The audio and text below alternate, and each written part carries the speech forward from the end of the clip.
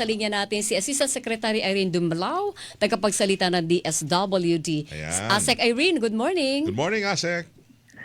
Hi, Weng and Weng. Magandang umaga po. Magandang umaga umaga. din sa lahat ng sumusubaybay ng inyong programa. Sana all may ayuda.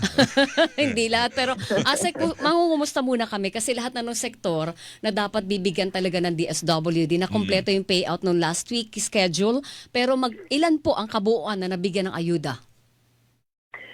Yes, Weng, yung mga tricycle drivers natin dito sa Kamaynilaan, more than 102,000 ang ating pong na-serve. Yung mga TNBS drivers, noong pong Tuesday, meron tayong na-serve na close to 23,000 TNBS drivers. Yung mga jeepney drivers naman po natin noong Wednesday, more than 18,000 na mga jeepney drivers. Itong mga service delivery riders na na-serve natin ng Thursday, Friday, hindi ko pa nakuha yung final numbers but I could send it later. And then today kasi yung mga MC taxi drivers. But in the case of Marikina, na hindi tayo nakapag-payout sa mga TNBS drivers nung Tuesday, magkakaroon tayo ng payout nila today. Today. Pupuntahan po namin yun mamaya. Opo. Pag Okay, ganun, pag yung sorry partner, TNBS, yung mga TNBS na taga Marikina lang ang bibigyan ngayong araw na to. That's correct, oo. Kasi supposed to be ng Tuesday sila but the local government unit requested na ma-reschedule kasi hindi available yung venue. So, na-schedule siya ngayong araw. Okay, ma'am, may mga hindi po nakatanggap, hindi ba?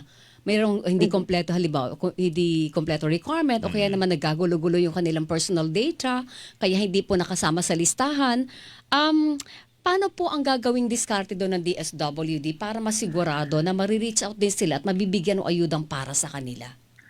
Yes, ang naging instruction ni Secretary Rex Gatchalian, kami na po ng LTFRB ang bababa sa mga local government units para po makapag-reach out tayo doon sa mga grupo ng mga drivers, makuha yung kanilang mga listahan, and then yung mga local government units makuha naman yung mga list ng mga tricycle drivers. And then yung dun sa TNVS naman, nung isang araw nakapag-meeting kami sa mga TNCs Yes. and request namin lahat ng mga onboard drivers. So kami na po ang lumapit sa kanila nang sa gayon makuha natin lahat ng mga drivers, mga eligible drivers, pero hindi napasama doon sa ating pong master list. And then, sila po kasama ng mga hindi nakapag-claim sa araw ng kanila pong payout ay isasama natin sa isang special payout na gagawin after Holy Week. After Holy Week. After So, Holy Week. ano yan, within the week after Holy Week, sigurado na yun, ma'am. Tama, Weng. Minamadali nga natin kasi syempre gusto nating tugunan immediately yung pong mga hinaing nung mga drivers na hindi nga po napasama doon sa listahan. Asek, ito matanong ko lang, pero baka natanong na rin, pero ulitin ko lang kasi nagtataka rin yung iba, bakit hindi kasama ang mga taxi driver? Oo. Kasi may jeepney driver kayo, halos MC taxi. Correct. Bakit sila wala? And baka sasabihin, baka DOTR, I don't know ha. Oo. Pero bakit sila hindi kasama? Well, yes. Yung pong mga taxi drivers, kasama po ng mga operators, pati po yung mga bus operators and drivers ay binahagi na naman po ng DOTR ng fuel subsidy. Sabi ko naman po natin, nagko-complement ang iba't ibang mga programs and services ng iba't ibang ahensya ng pamahalaan para matulungan po itong mga drivers natin. Alinsunod na nga sa kautusan ni Pangulong Marcos Jr., natulungan po natin sila na maibsan yung iba't ibang mga suliranin na kinakarap nila dahil sa patuloy na pagtaas ng Siguro presyo ng para petrolyo. kumbaga parang ini-spread out sa different agencies para magkasa yung pondo, ganun ba yun, ASEC?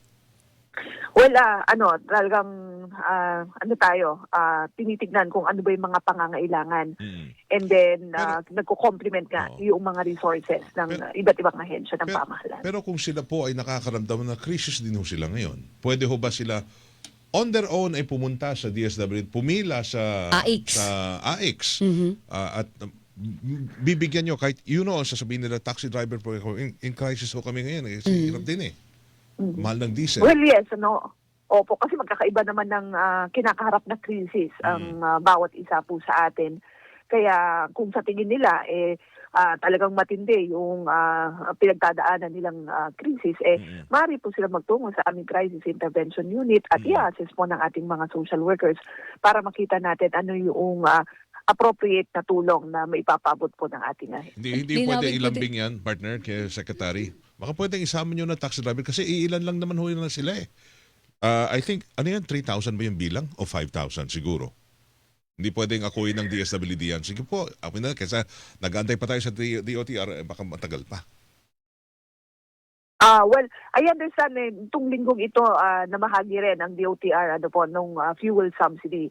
In fact, noong nagkaroon ng press conference noong Tuesday, in-announce na po ng DOTR na it's either na-deposit o na-credit na sa kanila pong mga electronic wallets or sa kanila pong mga fuel subsidy cards.